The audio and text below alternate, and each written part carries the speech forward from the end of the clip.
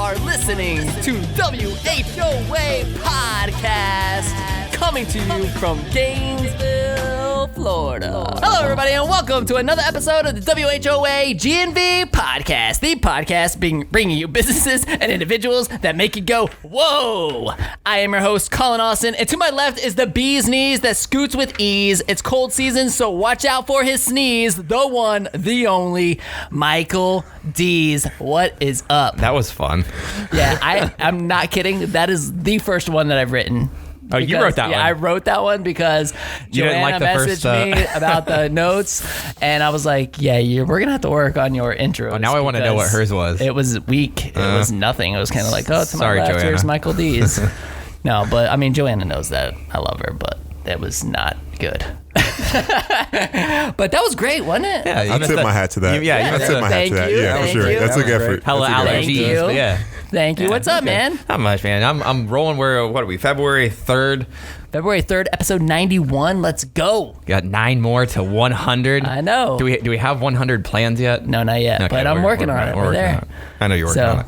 Anything new in your world? What's going on in Gainesville? Anything new? January. So maybe a lot of people don't know this. January is like one of our busiest months at new scooters. Every time the semester starts, that's when most of the people are buying scooters. But you also have all the storage pickups. Everybody that left their scooters sitting, they pick them up from surf. So we just got done with a really busy month.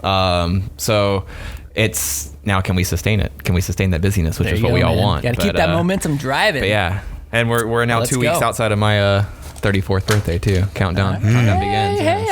Uh-oh. There we go. The countdown is on. Well, definitely want to give a shout out to our sponsors for this episode. You guys, not too long ago, we had John Dar on the show. We did. It was a fun one. That was so much fun. It was episode 74. You know what's funny about that episode is I had so many people that they were like, Colin, I was kind of questioning this episode that you did because it was insurance and I thought it was going to be boring, but it wasn't. It was so good. It had so much value, and I've probably heard that at least 20 times from 20 different people. That's awesome. I'm like, dude, that. I mean, obviously that's what you want to hear, but they're right. John Dar absolutely brought so much value in that episode. And you guys, I want to let you know that not only can he bring value in an episode like here at the podcast, but he can also provide your business with a ton of value. That's what they do. Dar Shakow Insurance Agency is this episode's podcast sponsor, and they hold all the policies for new scooters for less, for repaint the wall, for all of my real estate assets, commercial and residential. You guys, the Dar Shakow team, they will take amazing care of you. They always take incredible care of us. So I just want to give them a huge shout out and say thank you so much for sponsoring our podcast. You guys that are listening, we cannot put this show on without the support of our sponsors. So please support them. You can find Dar Shakow Insurance at darshakowinsurance.com. That's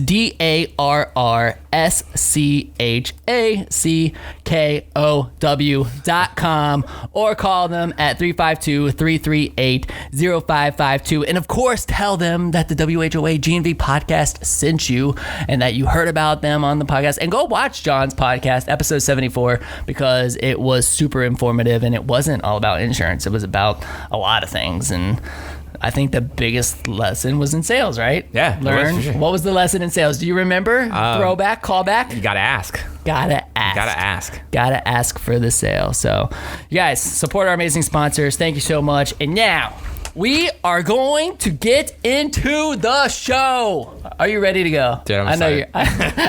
I know you're excited about this. You guys, today on the show we have Patric Young and Corey Gamble, owners of America's Escape Game, the only place where you will find an immersive, and I mean an immersive, family fun experience in downtown Gainesville. Fellas, what is up?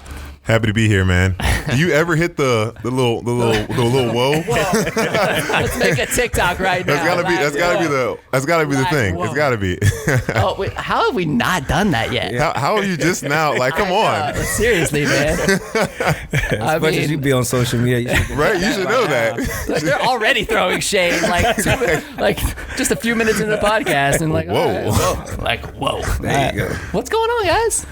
How's life? Life is great. Cannot complain. Yeah? Business is doing well. Cannot complain. I'm so glad we finally got you in here, man. Yeah, man. Talk business, share your story. Good to be back in Gainesville and starting 2020 off well. Cool. Well, so this is what we like to do with the show. We like to throw it back and kind of just tell your story, tell like how you got here and how you were just like magically one day like, all right, we're going to do an escape room. Let's go. So just give us your story, and either one of you can start. It don't matter. I'll start us off. You can pick up. All right, no problem. So I guess Corey and I became really close friends in when I was in college, and we bonded through fishing, and through our time, many memories of being together. Lived together my senior year, first year that I was allowed to live off campus from Coach Donovan. We were such close friends, brothers pretty much, and we are still now to this day. When I went to New Orleans in the NBA, he came with me and stayed with me and just helped me just get adjusted, and we just lived life to the fullest while we were down there. I ended up getting cut from New Orleans, went to Turkey. He came and he stayed with me for some time there, which was pretty cool. Huge culture shock being in Turkey for the first time. Love the country, but it's a little bit overwhelming for being like your first experience going overseas, because it is just completely different than America. And then my next year we went to Greece, and that's when we got introduced to escape rooms. Go ahead. Who would you go with? Sue? Ndamukong Suh. Yeah, the story it picks up with Ndamukong Suh. That's where the story kind of picks up. Was it Eric's wife that booked us? Yeah, to go to one of my teammates when I was in Greece booked us an escape room, and I'd done one before with my buddies in Texas, but I didn't really love it. It was a tough experience for your first time. I can understand it can be a little bit overwhelming, but. Yeah, this is the first time I had a bunch of Americans on my team where we actually liked doing stuff together outside of the court. So one of my teammates' girlfriend was very proactive in getting things going for us, and just like a random plan one night was to get us to go to this escape room downtown in Greece, in Athens, Greece, downtown Greece. Yeah, so my biggest thing was I don't know Greek, so how would they communicate to us? Okay. Inside the room. So how's this going to happen? I was a little paranoid, trying to figure out what was going to happen, never did anything. So then they put us in the room. But the first thing was, I'm on 5'6", and these guys are 7 foot, 6'6". And they even fit in the room? They put us in a... I'm glad you... hold on. I'm glad you actually admitted your height. That's the first time we're making in all the years that I've known you that you actually admit your height. That's fantastic. So they put us in straitjackets and then handcuffed us and had us in a line, and they put me in the back. And then you slowly walk in, and they slowly separate you. And I was the last one. So I guess they put me in the last one because I was the smallest, so they put me in a little cubby hole. And you were sure that you were going into an escape room? We were hopeful. Okay. We were quite hopeful. Yeah, and so I was just making sure. I hope I was. And then finally we heard a noise and they beep, and then I started freaking out a little bit because I couldn't hear anyone, and I was locked up in a little small place. Then I finally heard people talking and communicating. I was like, I'm stuck in here. Looked inside and kind of figured out how to work my way out. And so, long story short, we figured out. We went through it. We escaped. It was really cool. And so then when I got out, I was like, man, what if we don't have this in Gainesville? Oh, so you escaped? Yes. Yeah, it was Guantanamo Bay was the thing. Don't act like you guys are natural escapers. We got help. We got a lot of help. We got. So they were giving you clues? Yeah. Were they speaking the clues in English? No, it was on the computer screen up top. Typing it in. Yeah. Okay. But it was awesome. It was Guantanamo Bay theme, where you had to unscrew a locker off the wall and remove it, and then you had to make this makeshift hook to go through the jail cell to scoop off the key, and then you had to decode this thing, and then you had to take the air vent, undo the air vent, and climb underneath the hallway and then escape. It was awesome. One of the best we've ever done. The best part of it was they give you a gun, but it's a lighter, and you take it up and put it to the fire sprinkler. So when I clicked it, the bed broke, so they thought I was shooting the gun. Everybody hit the floor, and I threw the gun. Oh, no. And then the fire alarm, the sprinklers come out. It was really cool. It was really nice, yeah. It was a fun experience. And like I said, when we got done, I was like, we don't have this in Gainesville. So in my mind, that night, as a hustler I am, somebody I want to keep moving on, I stayed up till 4 o'clock in the morning writing out escape rooms and themes off of that. Was like, man, I can try to get this in Gainesville. So in my mind, we went to calling back. I didn't know there was two escape rooms here already. Didn't know anything about them. So we started just grinding, making phone calls, and it slowly started coming.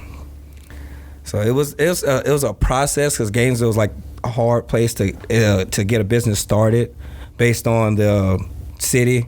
And we put straight jackets in torture chambers. They didn't allow that the first time. They were not happy. They were not. They're like, no, we're pretty sure straight jackets that's against code for sure. There's no doubt about it. Things lined up for us, especially with Corey, with where he works at and the people that he works for. Having the building that we are located in downtown Gainesville on University, that we knew the owner of the building really well, and once we found a franchise that we wanted to go through, because we didn't know anything about starting one from scratch. Definitely wish we could have, if we knew then what we knew now, we would have loved to do it on our own. But it's been a learning process, and we're just very thankful that we've been able to do it for 20 months now. It's been a roller coaster, but it's been fun. I can't believe you escaped your first room. Yes. Hold on. So was it like the beginner room? No. Did they have levels? Yes. It was probably the medium. They have one where like a zombie accomplice, like the zombies just like follow you throughout the whole room, like live actors and do all that. I can't do that. Listen, man. That was another room that we did called The Curse. And what's so sad about it is like when you take yourself out of the room and you think about it, you're like, the person chasing you, it's a like tiny girl, maybe she's $110, soaking wet, 5'6", but she's wrapped up as a mummy, and she comes alive every like 15 minutes because that's the curse of the room. It's a dark room with fog, but you are scared.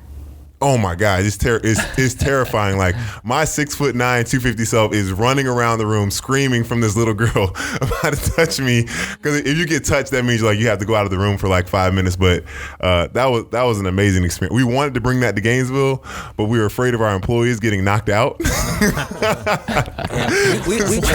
tried it a couple times and it didn't work so well. A couple people were swinging at us. They swing, yeah. Swinging. So yeah. Stay away from that for sure. So what year was that? Like when was that?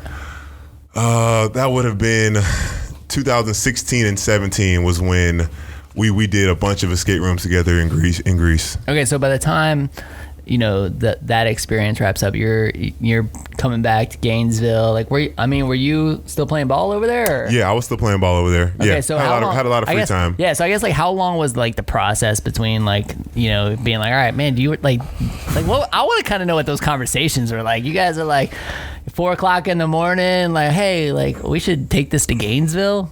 It was me by myself up. Okay. He was asleep, and I just started. We first started talking about it together, but you were more invested into it than I. You had the vision, because I just was like, I just don't know. You had the vision for it, and started jotting down and putting things together, but.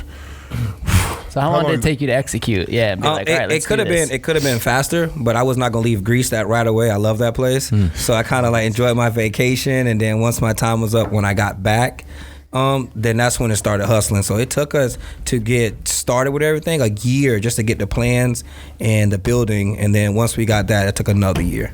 Okay. So about 2 years of planning and getting everything in line. And when you were over in Greece doing your research, were you were looking up like franchises because you're like, oh man, we really want to kind of have somebody who's done this before? I didn't want to go with a franchise at first because I wanted to just start on my own because I heard the ups and downs with franchises. So then everyone kind of told us like, for your first business, try to go with a franchise to get your name out there. So then we all agreed to go with a top franchise here. Okay. So you guys opened May of 2018. May of 2018. Yep. Oh, so we're approaching year 2. Yep. Yes. So how's it been? It's been great. It's been really good. Like he said, ups and downs, but it's more of fixing everything now. So kind of waiting on people to come and fix it. I decided, you know what? Why wait on somebody? Go try yourself. Look on YouTube, see how to do some wires and stuff. So, one of the rooms, Crisis, one of the wires was messed up, so I decided, okay, I know how to do wiring myself. And one of the employees was like, hey, Corey, I think you should turn off the room because you're messing with live wires. I said, okay. In my mind, I thought he went in the back and turned off the room. Well, he didn't. So I cut the wire and put it in my mouth. Passed out, peed on myself. Oh, man. Woke up, was like, God. Yeah, that was me. He's alive. We're just very thankful that he's alive sitting here with us right now. Oh, man. I was trying to hurry up and get the group in, and I just hit the ground. I kind of got back up. I was like, oh, a little shaky. I was like, I'm okay. And she was like, are you okay? Like, man, this room is like legit. Like, I'm okay. I'm good. I looked down. I was like, nobody has to know that. So I had ran to my office, like, I'm good. He was like, are you sure? I was like, yeah, I'm okay. I was like, God, I don't feel so good. Like, I was nervous. I was like, all right, I'm gonna go back in there. And now before I got here, the room is messed up again. So I go in there kind of shaky, like, hey, the room's off. They were like, yeah, it's off. And I was like, I can't do it. I didn't know you peed on yourself. Yeah, I peed on It's like it's common. It's common when you get tased or whatever they say, you pee on yourself too. So I was like, whatever. But I didn't know until I kind of looked down and seen it. It just happened so quick. I guess I was holding it. Yeah, in entrepreneurship we call this lessons in failure. You learn. Oh yeah. You learn from that mistake. And as long as you live from it, right, you can learn. But I'm good now. I can wire everything well, you know. that room gets me. Asylum, I'm good. Pandemic, I'm good. That second YouTube video was a much better explainer. It was just get the wire cutter. I was like, all right, my teeth can just pull it out really quick. As soon as I just knew it, it was out. Okay, so I'm like thinking about, because we've done this. We've taken the team over there. We've done this experience, right? And like I did Asylum, and so I'm thinking you lost, by the way. Yeah, thanks for reminding me. But they like to like poke fun at the fact that I did not escape.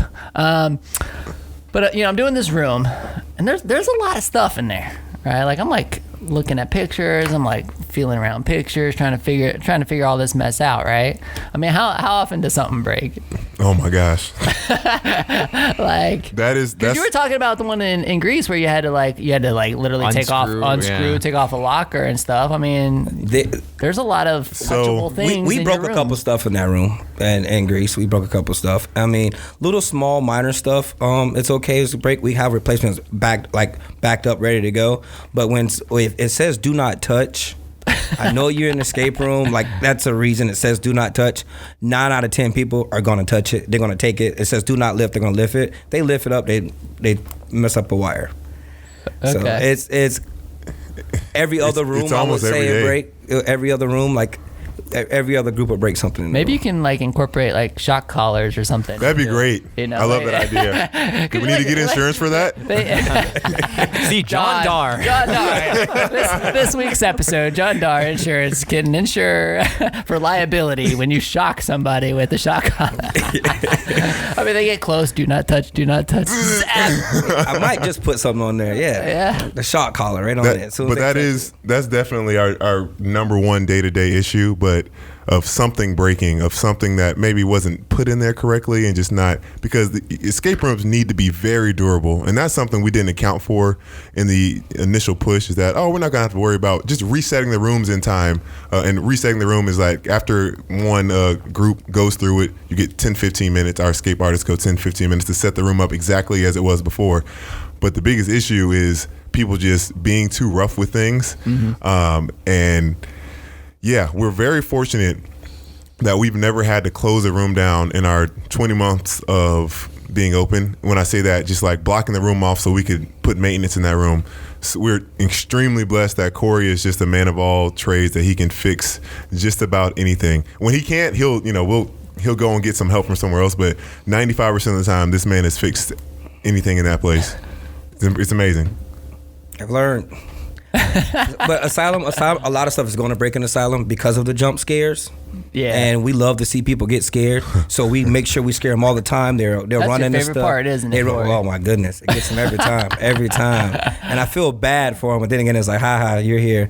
You know what you're getting yourself into. So it's been good, man. So are all like, I mean, I'll be honest, like y'all's is the only room I've ever been to. I mean, do most of them have like a easy, medium, difficulty like range? Or? Yes, they do. So we the Asylum, like the one that I did, is the difficult so one. it's the hardest one. So then again, I stopped doing easy, medium, and hard, because when someone does the easy room and it's too hard for them, and they go do the hard room and it's kind of easy for them. So it's like, what do you say to someone? So most people say Asylum is really hard. Then I have groups that says Crisis is really hard, and they do Asylum. Pandemic is still going to be the medium. They people, that's the go-to room for them. But I just stuck between Crisis and Asylum of which one is actually is the hardest. Do people Is this like gaming to some people? Like, do they go and do all of? Has there been somebody who's accomplished like all the rooms? Yes, there's a lot of people that have done all 3 rooms and waiting on the 4th one. We did have Face Off there. The 4th one wasn't built right, so we kind of shut it down really fast. Stuff was breaking too fast in it. So then you have people that's like really gamers that come in there and they ask for no clues. They don't want you to talk to them, and they would go in there, and if they don't escape, they go to a bar, get some drinks, and come back. And they I've seen a couple groups set records in the rooms from just leaving and getting mad. Yes. Are you serious? So they'll redo the same room? No, they'll go do another room. Okay. If I didn't work so much, that would probably be me. Because people have a lot of pride in there, man. Yeah. And then I tell, the best thing is when you watch friends go into a room and then you watch family. Friends kind of argue a little bit, and kind of you can tell who's the leader of the group. But when you got family, everyone's yelling at each other. They want to fight each other in there. My goodness. And it's just wow. Because you're with your closest people, so you're gonna show your. Does anybody go in friends and leave not friends? Well, we definitely had a case where a couple came in and it was their first date. I guarantee you there wasn't a second date after that. There was not a second date after that one. Man, No. Yeah. You're like, that didn't go well. Yeah. Well, I mean, that's a good way to kind of figure things It's out good, in that yeah. environment I'm where thinking like that's when they smart. first got in there, they were all talking, and all of a sudden they were just like quiet, like library in there. I was like, are they not going to communicate to each other? She stood on the corner, he stood in the corner, and I was just like, all right, this is over for them. Oh man. They probably met off Tinder or something and decided to meet there. Dude, ladies, that's hilarious. if you want a chance to see if the guy's right for you, take him to an escape room, and you'll know real quick. Yeah. You'll save a lot of money. That's the answer. Wow. That's A smart. lot of heartbreak for sure. Yeah. Dude. So what you got, Mike? No, that's brilliant. I just delay the Yeah. inevitable. So what made you want to come back to Gainesville? Like, you're originally from Jacksonville, right? Yes, so, sir. So you guys have roots in that area. Where are you from, Corey? Gainesville. You are from here. ACR, baby. So is that why you guys decided to establish this in Gainesville? Yes. I focus on the environment of Gainesville, the students and the business and how Gainesville is building. So I just thought about like being here, plus from UF, like giving back to Gainesville a little bit. So I was like, hey, let's just try to do Gainesville, and we'll donate to this whenever we make a successful business here. So I just like bring it back here. That's cool. Yeah, definitely. It was a pretty easy decision for me, for us. Gainesville just made the most sense with my name being a Florida athlete, one of the greatest athletes. You know, I don't consider myself that. It was just Come on, be honest. Seriously, it was. I'm one of Gainesville's greatest entrepreneurs. Yeah, of all you time, absolutely ever are. in the Gainesville's world. greatest podcast. You absolutely in the are. world with the greatest podcast. But I don't consider myself that. But just using my name and my platform of bringing something to Gainesville that people could really enjoy and experience, and the opportunity just lined up, the location, the franchise, everything just seemed like the perfect decision. Being able to have him here to work things, as well as our other partner that could come and go whenever we needed help. So things just, they were able to convince me, and I was just convinced that it was the perfect time and perfect place, and we just made it happen. In what ways have you been able to use your influence to build the business? Well, there is something really cool that happened for me was there's this Wells Fargo advertisement that I got the opportunity to do, and it through the UAA. I believe, trying to remember exactly, but I think it was through UAA, sponsored by Wells Fargo. They come and interview or make a commercial for former athletes. And because I was a former athlete in Gainesville, they went through the whole escape room, and I got to answer some questions. And they've been playing that advertisement in gymnastics games, basketball games, anything in the exact text. So that's one way. That's cool. Social media, of course. Going out to events, speaking, radio, my connections that I have in Gainesville. I've been on the radio. I get to do a lot of free advertisement things just because of my name. And I'm like, dang, I'm going to take anything and everything we can get. And just the fact that I'm 6'9",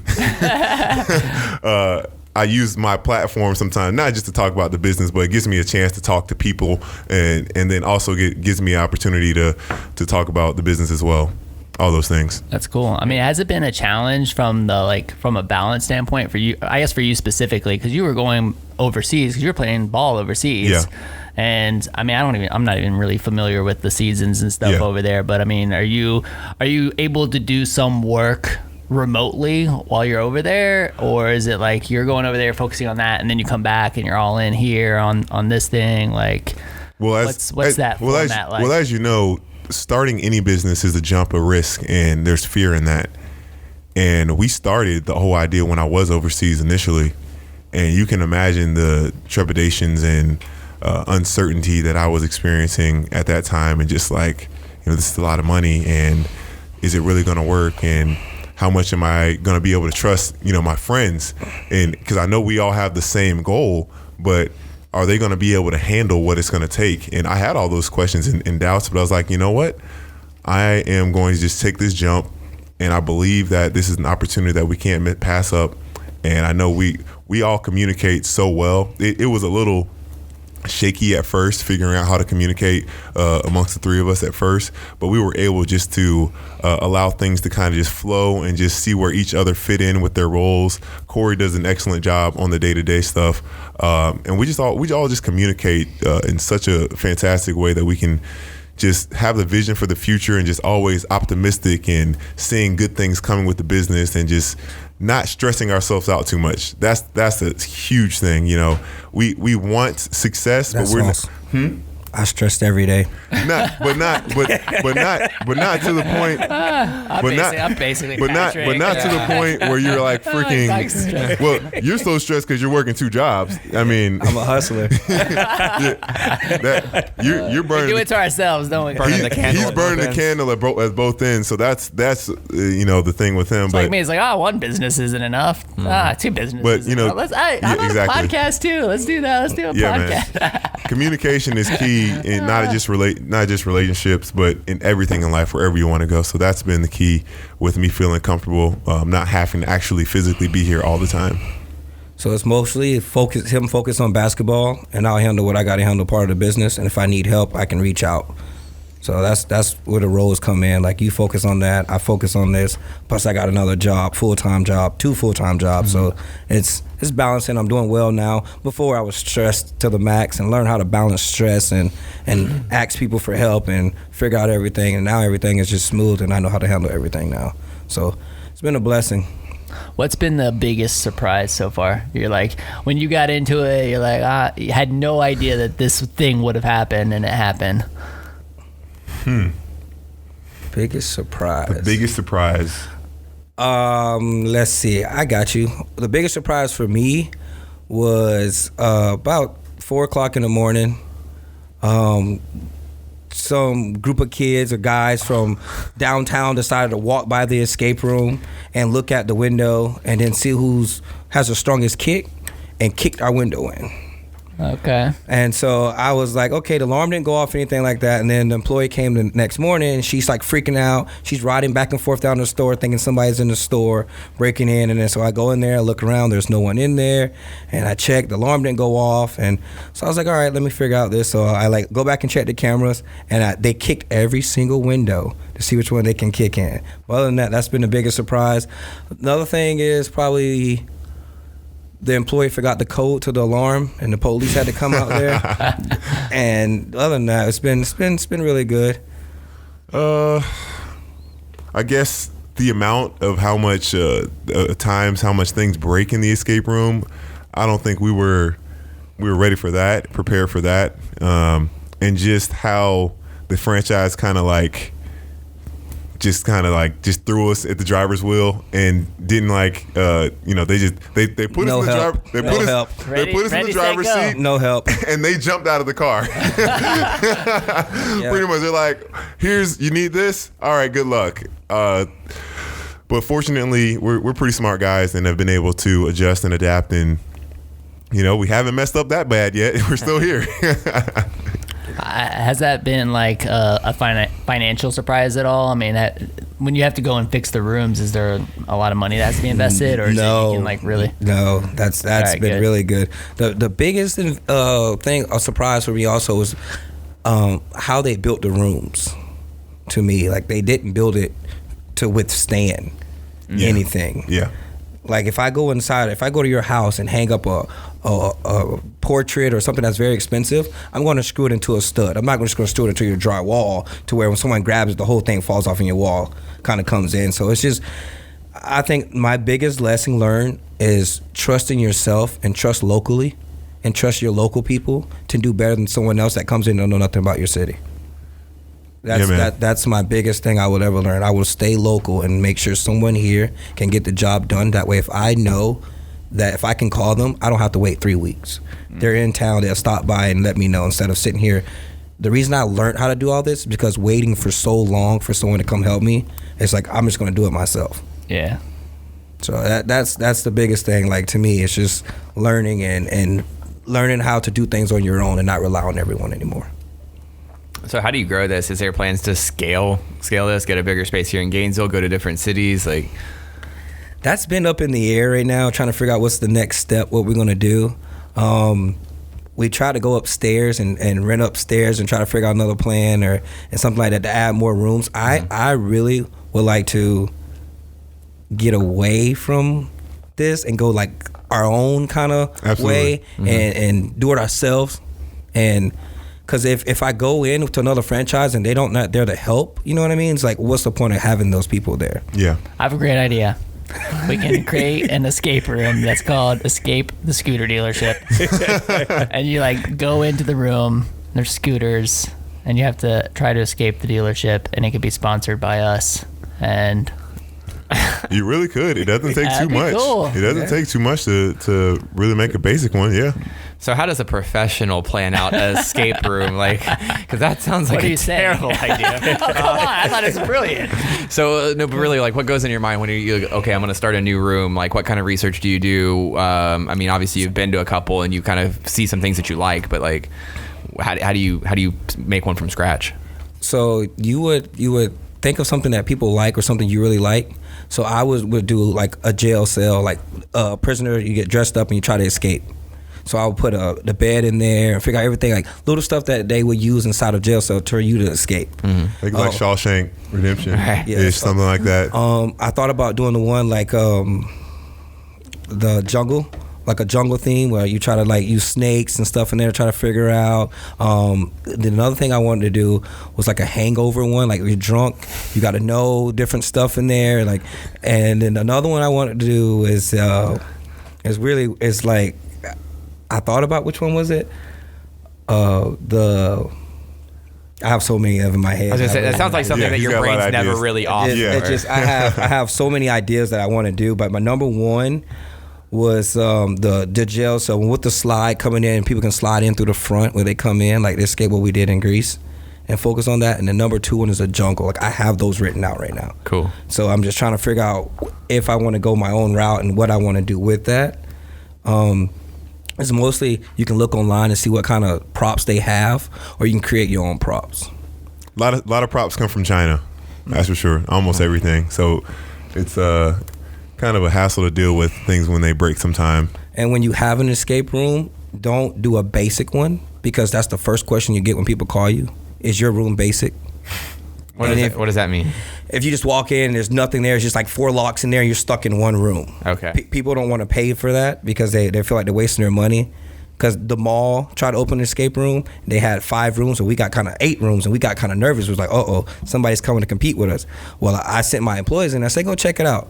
Well, they go in there, you're stuck in one room the entire time, and then they come in there and they get you an iPad, and they have to look where you at, go back to the front desk, figure out the clue, then come back in there and tell you what your next step is. We don't do that. Okay. We have multiple rooms in there, and then our employees sit behind a computer and watch you. They'll talk to you over a microphone and give you a clue. We don't want to mess with your experience. Every time you have to stop someone in and out, they don't like that. And you're going from room to room to room and unlocks other rooms. Yep, exactly. Yes. And we don't have just locks. We have jump scares. You have different little props in there that's weird, like that you've seen experience, like pushing stuff and stuff unlock. You hear stuff in there. So it's not just like the not basic. Not you basic definitely at all. feel like I like the progress. You feel like you're making progress when you see a door unlock. You're like, Oh, I'm not that stupid. I'm almost there. That's the number one one question. step closer. That's the number one question. Are we that stupid? Are we that stupid? I love the props for the pictures at the end too. That's always. It was good. all me. Yeah.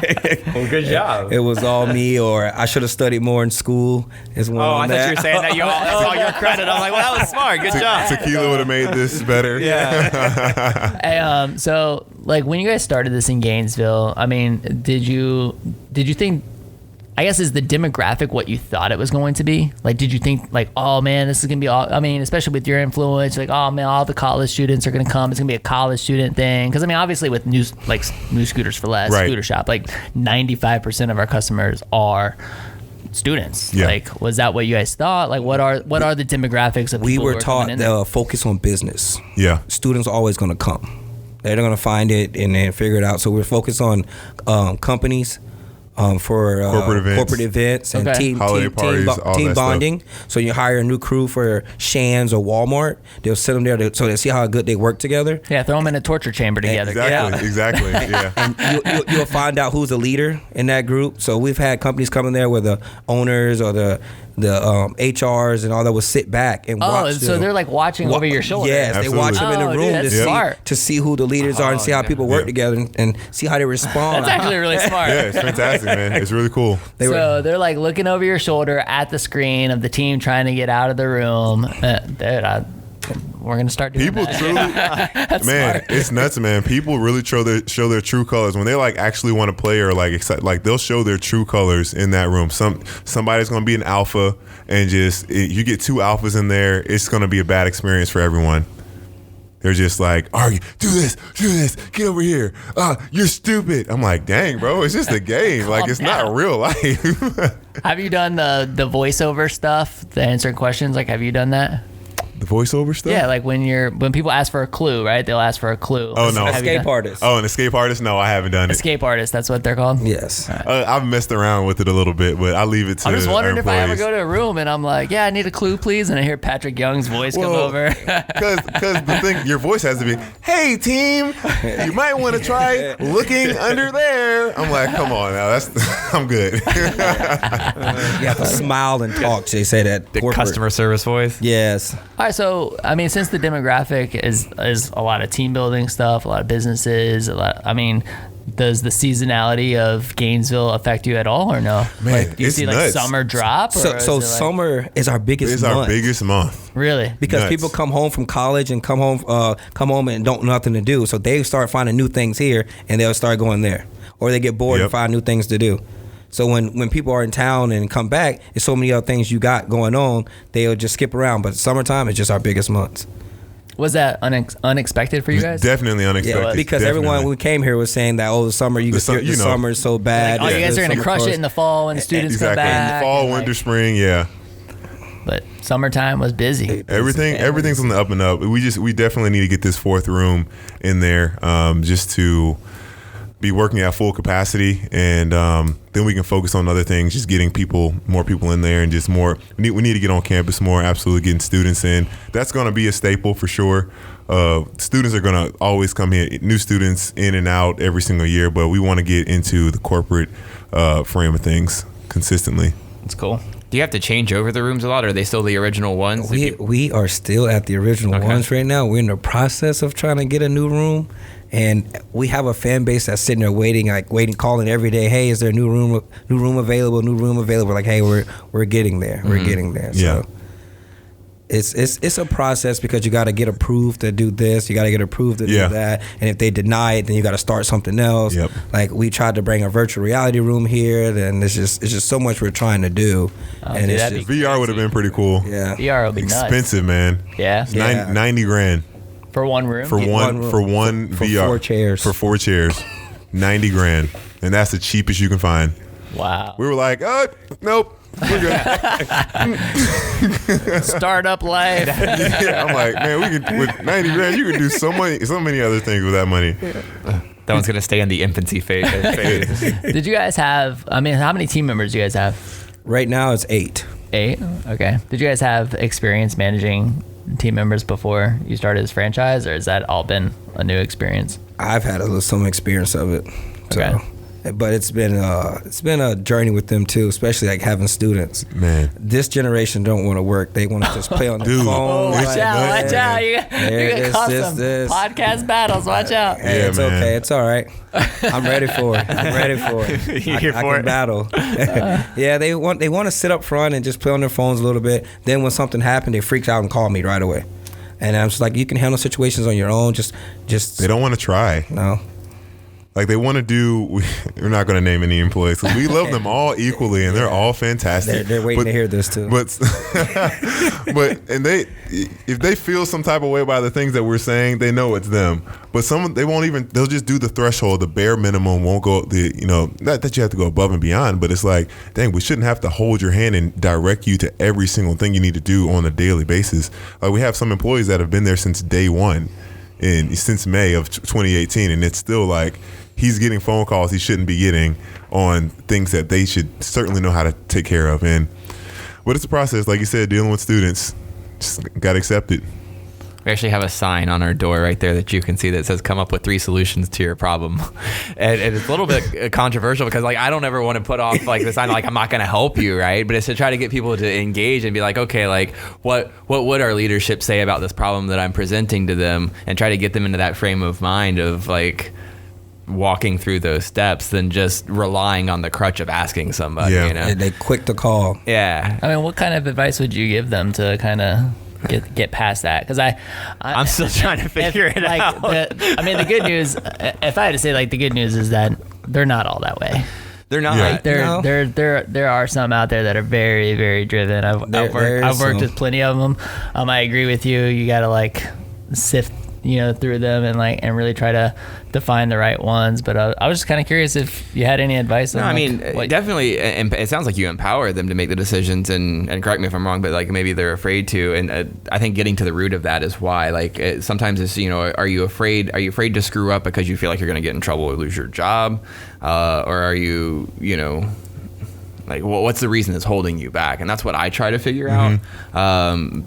Because then if it's afraid to lose your job, that's where we always go back to our core values. We have a list of 12 core values, and we tell them, look, like if you're making a decision, no matter how big or small it is, if you can cite one of those and you're doing it within the best interest, then you're not going to lose your job. I might tell you 1,000 different ways to handle this once I learn about it, but like if you were consulting a core value, you're going to be fine, right? But trying to figure out why they're hesitant to make those decisions, I think is they just don't want to make a mistake, right? I think that's the biggest thing. I mean, I think it's hard because I look at the evolution of our business. It's been 16 years in March. My God. Wow. It can drive a scooter. And I've had. I hope so. Yeah, he can drive a scooter. Yeah. About me and scooters. I've had. That sounds like a story. We'll have to get back to a pause. Yeah, write that one down. Yeah. I've had. I've had plenty of college students that have worked here, and I think it's trying. I think you just got to really try to instill some sense of purpose in this job, because I think it's just easy to look at this as like, oh, this is just a college job. Mm-hmm. It's just a college job. It doesn't really matter. But if you can make it matter and really instill some purpose in what they're doing now and how it's really going to benefit them later. Then I think you can get there. Yeah, but I know exactly what you're talking about. I try to tell them, like, hey, listen, if you want to use me as a reference, like, am I going to write saying that you worked here, and if you're doing a bad job, and then that America's Escape Game is going to be entitled on your resume, and you get there and you're horrible, and they're going to be like, well, I thought you said this person was good. So I try to tell them, hey, listen, I need you to handle this. If you have managers, call them. And they're there, help them the situation. Then if they can't handle the situation, call me. They skip the manager, they call me. Hey, this and this and that. Did you call the manager? No. Why? Like, just kind of get to that, because I'm so busy. I have to stop what I'm doing to come back. And I tell them, I have a meeting. It's like, hey, break it down. This has to be done. Now, slowly, like, they're doing it now. But they get in this panic mode where they freak out for a second. And now they just panic and come to me. If something breaks in the room, hey, the group's done. Hey, Corey, this broke in the room. I have no problem with it. But don't wait 2 weeks to tell me later that the room's broke. Yeah. Just tell me right away. I mean, I remember those days, man. I remember like trying to go on a vacation, and I would spend the entire vacation taking phone calls from my team, trying to fix every single problem. So I know. But I think it's a learning experience for you guys, and I think it's a learning experience for them. You just gotta like slowly make progress, step by step. you'll get there. Yeah, being this young and figuring out things and living and learning. It's been a process. Definitely learning some good lessons. Learning some really good lessons through it all. And I'm not afraid to ask for help from people above me to figure out what's the best solution to do. So all right. So what's the biggest lesson then? Don't go the franchise route. Is it really?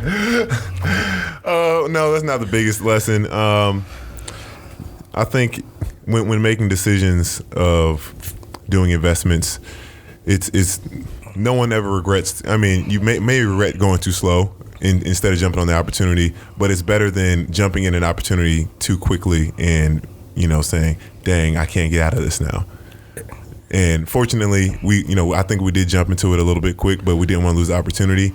We should have done a little bit more research, more planning. More research. But we were just so trusting of ourselves versus... And trusting the franchise and what they put down on paper. We put too much faith in what we thought they would bring and give to us.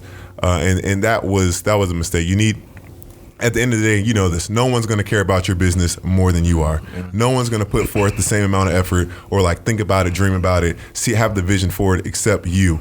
So we didn't fully put that down on paper in a way or that we all get okay, in 5-10 years, we're going to be here and this is how we're going to do it. So that is the biggest lesson for us now. Fortunately, God's allowed us to go through this grace period where we can still figure things out and we're still kicking. We still have a chance to find some great success. Yeah. Do you think?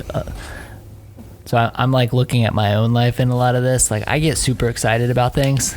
Yeah. Were you guys really excited, just ready to pull that trigger? Let's go. I mean, or based on how they explained it to us and how they made it feel, I was okay. They was telling really good, made us feel really excited about ourselves. Of course, man. They're trying to sell a franchise, exactly. Bro. Let's go. They sold us free water.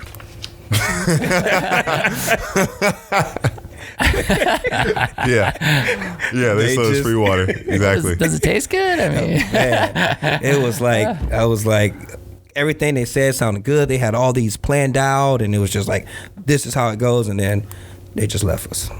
They put us out in the desert, gave us one bottle of water for 3 guys, and figure out how y'all gonna survive off of this. You know what? We're still here. We survived. So it's a lesson learned, and like I said, if I ever go back, I would just trust local. Mm-hmm. Get advice from people local. I was told that a lot of business in Gainesville don't last. If you survive 1 year here, you're doing really good. Multiple years, because if you can open a business here in Gainesville, you can almost open up anywhere based on how it is here. So we're feeling kind of good right now. Yeah, we're when we ever get a chance to talk to the owners of the franchise, he always tells us we're the best. We are the best franchisee of the other location. And he's like, if you guys weren't in Gainesville, you would be thriving. There's Orlando, there's Sawgrass, Tampa, Ole Miss, and Oxford, Ole Miss, and us. And we are trying to sell you guys another franchise. Yeah, exactly. Yeah, trying to sell us another franchise for sure. It's just trusting, and then it's quick for them to get money, but it takes forever for them to come help us. Yeah. You got that monthly fee. They don't hesitate on that, but if I say, hey man, we need help in this room, it's going to be a wait. Yeah, crickets. So I don't know how deep you guys want to go into that, but I mean, is there anything that's keeping you from? I mean, because you said you could do this on your own now. You know the path. You know what you had. You know what to do. You know how to run this. I mean, is there anything that would keep you from doing so? Right now? Yeah. Contracts? Okay. Yeah, absolutely. Yeah. Okay. That's Contracts. it. Yeah. I mean, that's a big reason. Yeah. And fortunately, what they did, it's not to sucker us in, but make the deal sweeter. Some of the rooms that we paid for, you pay for them over 3 years instead of having to pay everything. Because the rooms that we have are that we have the freedom to make our own rooms, but in getting started, it made way more sense just to take 3 of their rooms from the franchise and start with those. Made way more sense. They just weren't made as well as we thought they should have been. It sounded like you had a story about scooters. Oh yeah. I like that transition. I'm stewing on this one. I gotta know. It was with Will. I like the transition. It was with Will. It sure was. It was. Oh yeah. No, I was behind you. Oh my god. I was behind you. I was behind you. Yeah. So you. My senior year. I'm trying to think about who was all in your basketball class, if you will. So you played with Will. Scotty Will became Casey Prather, and Will Ugat was my senior class. Dude, I played scooter against Will Ugat. Yes, I remember. We have it on video. Instead of horse, I played scooter. He came, I have a whole video somewhere. It's What? Yeah, I actually did really well. Yeah, I basically played horse against Will Ugat. Yeah, nice. I almost won. I got really. Did he dunk? Close. It's not fair if he's dunking. No. Okay. I was. Dude, we gotta dig up that video. I did really well. I'd love to see that. Yeah, I'll have to send it to you, man. Maybe we'll throw it. Can we throw that up as a social media post that week? You're gonna have to write that down. We'll throw it up on Find Facebook. Find the post it. Throw it on Facebook or something. But yeah. All right. So what? So what about Will? So no, not shout out to Will. Yeah. Well, my senior year, this was 2013-14. That season, we lived. First year, Coach Donovan allows us to live off campus, and so. Super hard to park on campus, so we were avid scooter users. I don't even know how we got scooters, but we had them somehow. I know. Will. We know that Will bought his from New Scooters for Less. Will. So many athletes get hurt at UF athletes. They don't tell you. They don't tell you. So many football players, basketball players, they get hurt on scooters every single year. Don't tell the world that, man. What are you doing? Man, what are you doing? What do you think? I mean, athletes are normal people too. If they're on scooters, it's gonna happen.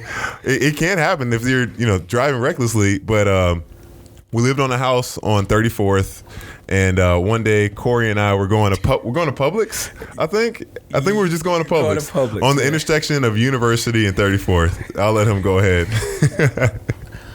Was it my first time on a scooter? Was it? Oh, no. Yes, it was my first time on a scooter. I was like, let me just try it.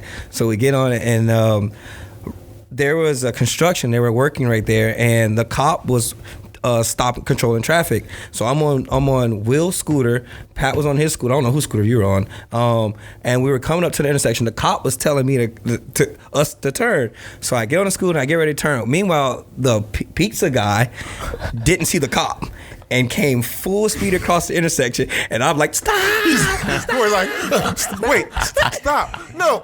And I couldn't control the scooter, so I was like going out like this, and I just threw it on the ground. I was like, started screaming. I just knew they was going to hit me. Did you pee yourself? No. I was like, no more scooters for me. Oh man! Thank God the guy swerved off and just kept going. I think I was stuck between the brakes and doing that. I was like, I just kept going. I was like, all right, this is me and scooters don't get along. I'm like the worst person. I was right behind him too. That would have been traumatizing. Oh man! You were right behind him on your scooter? I was right behind on my scooter. I decided to take a scooter. He turned first, and I was like right behind him, and I'm like, dude. Oh man, those college stories. Gotta love those. You gotta post that online. Yeah, it was a good experience on scooters. It was the one and done. One and done. I have the worst luck, by the way. So oh yeah. Speaking of which, this is a great one. So we had an issue with the air conditioning. What at the escape room? At the escape room. Thank you guys for bringing this back up. This was one of the stories I had to tell you. So this is the one you were kind of talking about before. Yeah, yeah. I was like, so okay. This is for everybody that listens. This is exactly what happens. Everybody kind of gets in here. We're getting set up still, and I heard these guys like talking, getting ready to share a story. I'm like, whoa, like save the content for the podcast, please, dude. You have hit me. We could literally go on for hours with the amount of things that have happened to this man that will happen to no one else. He's that guy. Like when there's 1 out of 100, he's the one always. So we had an issue with the air conditioning, and he and his cousin, I guess they know brother. Your brother. Yeah. They knew how to fix it or whatever. So they went up there on the second floor and. Well, I'll let you go ahead because you experienced it. So we go up on the roof on top of the escape room, like really up high downtown, pretty much above 8 seconds area, kind of on our side though. And my brother was like, we just put this, was it nitrogen oxide, something in there, CO2, something in there to flush it out to get the cool air to get in there. So I was like, okay, so we go up there, we open the door. Meanwhile, I said, put your phone down here and we'll go outside, I'll hold the door. So we walk outside, and then when we walk outside, I said, I'll hold the door, but I didn't hold the door. The door closed. Oh no. It locked. Oh no. No phones, we're stuck on the roof. So we started screaming out. I jumped on top of the brick wall and was like screaming out at this dude. I was like, help, help, help, call 911. We're stuck up here. He like looked at us, was like, whatever, kept walking. So I was like, 30, 45 minutes later, we was like, hey man, we got to get down. Like, this is not right. So I was like, you know what? I'm going to jump on the wall. I see this ledge here. I'm going to jump on this ledge. Then I'm going to jump down this ledge and I'm going to jump all the way down to the bottom. He was like, you're stupid. I was like, I cannot sit up here any longer. I was like, whatever, I'm doing it. He was like, for real? I was like, yeah. So I jump over the wall. He holds my hand. I go down the ledge. I jump off another ledge. And I was just like, all right, I'm stupid for real now. And so I was like, I got down. It probably was like 10 feet, 15 feet. And I was just like, all right, I'm just going to jump. I see all these guys doing all this jumping around. I know, hit the ground and roll. That's all I know. Parkour, baby. Yeah, just parkour. That's exactly what it was. It was a moment of parkour. It was like, he was like, you ever seen a black man do parkour? No, because we don't do it.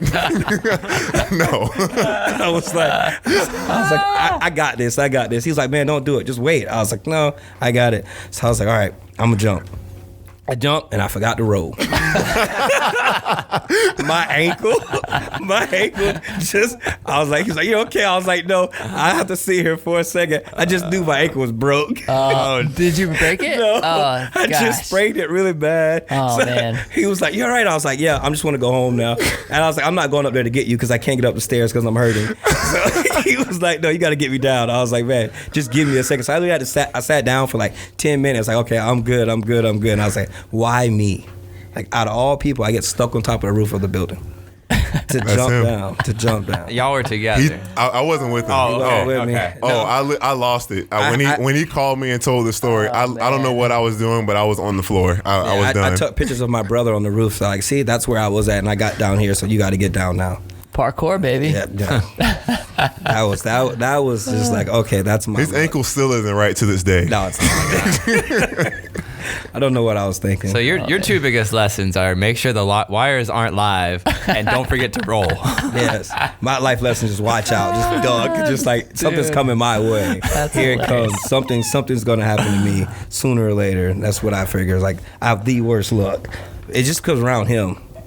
What? Not too bad. I mean, Jenny Springs was around me. No, oh man, no, that was not you either. Missing my flight in Greece was all you. Yeah. I missed my flight twice. Yep. In Greece. Yeah. A business partnership of love. That's what this is. Yeah. Oh man. Yeah, man. It was funny. The spectrum of our friendship is like it's pretty broad. That's great, man. That'll go into. I mean, look, we've been doing business since 2005, 4. Yeah, I always say 2005, 2004. Yeah. I mean, since the beginning. I mean, that's 16 years. Wow. I mean, it definitely helps. You know, that's like when you got somebody that like you can trust. Like, oh yeah, for sure. Like family, like blood. You know, it makes things way easier. Absolutely. Yeah, So that's to worry definitely about. It's a good thing. That's a good thing. I would have made him climb down the building though, because he's got a foot on me. So and I can parkour like crazy, less man. fall. You can? No. Oh my God! I was thinking, wow. Speaking of, we went fishing and we caught a big black drum, and it was me, Pat, and my close friend Noah, and the fish was stuck on the oyster bed. Okay, I'm 5'6". Repeat this again. I'm 5'6". Pat's 6'9" and Noah's 6'6". The water was like 6 foot. Or who went in? Me. It was like 5 feet deep. Yeah. Me. I was like, y'all so tall, y'all can walk across this water and just go get it. The two tallest people, they make me go out there, no shoes on, to walk across the oyster bed to get a fish. I was like, come on, His man. feet were like, it was catastrophic. I don't. Yeah. Catastrophic. It was. His feet got all cut up from the dog on the oyster bed. Yeah. Dude, that's hilarious. I was like, it was not gonna be me today. I don't want the fish that bad. Y'all can let them go. Well, I mean, as great as these stories are, by the way, I mean, we got to wrap this up in a minute. But one of the things that I like, so I've started asking a couple questions to everybody. I'm trying to like make this kind of like a regular thing. Yeah. And so my plan is through most of the episodes in 2020 to ask a couple of questions at the end that are really related to Gainesville. So, I mean, what would you guys like to see happening in Gainesville as business owners? A business working together to help each other out more.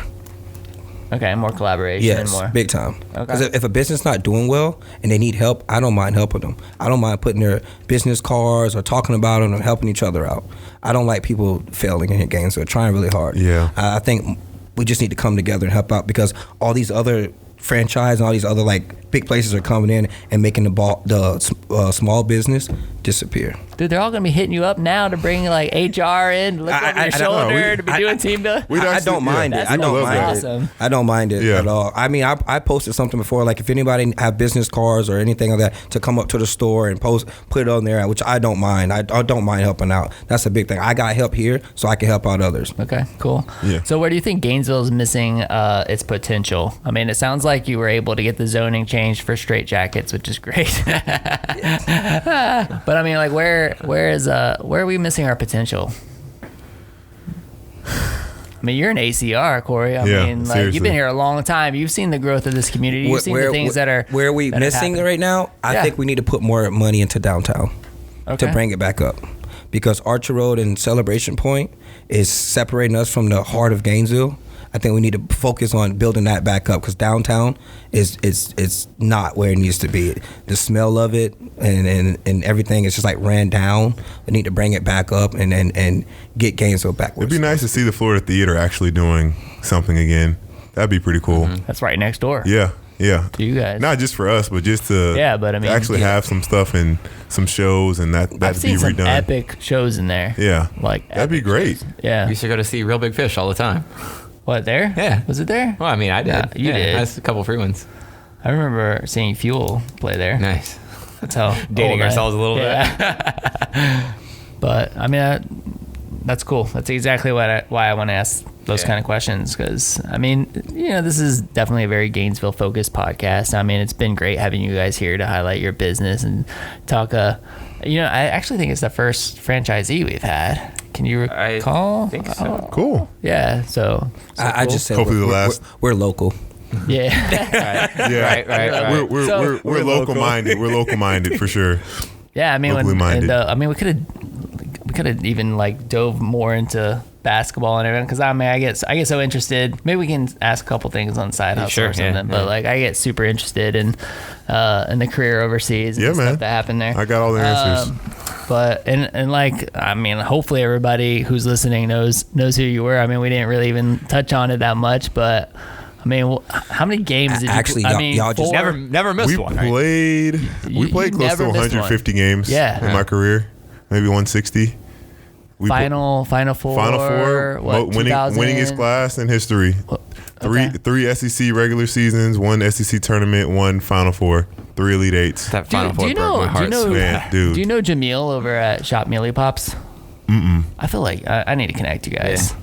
I need to connect you guys, because he has like a sports card shop, but he's had like Percy Harvin and some other like, you know, just local sports guys over there. Work with the foundation. Just to meet the kids. Yeah, over there. Yeah, on all 39th. about it. right behind Walgreens. Yeah, dude. He's Okay. such, like, he and his wife are such incredible people. They got a really cool little like sports memorabilia store over there. Like, he's good. He's good people to know. Hey man, Connect you guys. I'm in town. It's not just about me or making money. I'm all about volunteering, and anyone wants me to come speak, come see kids or whatever, I'm all about it. It brings joy to my heart to be able to give back in that way. Good for you, man. Yeah, absolutely. We appreciate that. So where can our audience connect with you guys? Where can they find the America's Escape Game? Like, what number should they call, or what website should they go to, et cetera? You want to go to America's Escape Game, Gainesville.com, or you can go to americasescapegame.com and click Gainesville. The phone number is 352-792-6440. We are open Tuesday through Sunday. Mondays we are closed. Tuesday through Thursday we're open from 12 to 10:30. Friday and Saturday we're open 12 to 12, and Sunday 1 to 10. Do you just show up and say, hey, I want to do this, or do you have to make an appointment? Walk-ins can happen, but if we are booked out, you have to at least go there and fill out and get registered for whatever time, and then come back. Okay. But it's best to call and say, hey, or what slots do you have open, and then go from there. Best chance to walk in would be Tuesday, Wednesday, and Thursday, but that's still pushing it. It's always better to get a reservation. Yeah. Always better to get a reservation. 239 West University. Sweet. Cool. Guys, thanks so much for coming on, man. Man, this is fun. pleasure. This is a pleasure. On such short notice, thank you for having us. It's my first podcast, so there we go. There you go. Making first in the world, Corey. Yes. There we go, man. Yes. Well, thank Hopefully you guys. not one and done like the scooter. No. There you go. Well, thank you guys for coming on the show. Thank you, Gainesville. Thank you, world. Thank you, everybody who listens to our show and supports our podcast. We appreciate you guys. This is the WHOA GNV podcast, the podcast bringing you businesses and individuals that make you go, Whoa. we will see There you you go. later. Bye.